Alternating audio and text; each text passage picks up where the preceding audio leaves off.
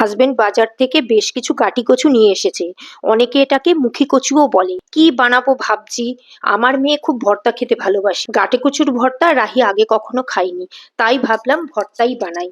প্রথমেই কচু ধুয়ে নিয়ে প্রেসার কুকারে 3টে সিটি দিয়ে নিলাম। এখন সেদ্ধ কচুগুলোকে প্রেসার থেকে বার করে রেখে কড়াইয়ে 2 টেবিল স্পুন সর্ষের তেল গরম করে একে একে শুকনো লঙ্কা, রসুন এবং কুচনো পেঁয়াজ ভেজে নিই। এবারে কচুর খোসা ছাড়িয়ে নুন এবং সর্ষের তেল দিয়ে সবকিছু একসাথে করে খুব ভালো করে মেখে নিলাম।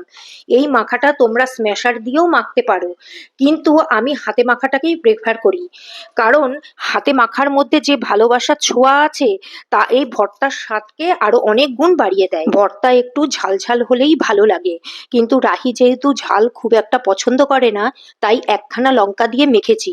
পরে আমাদের জন্য বাকি লঙ্কা দিয়ে মেখে নিয়েছি।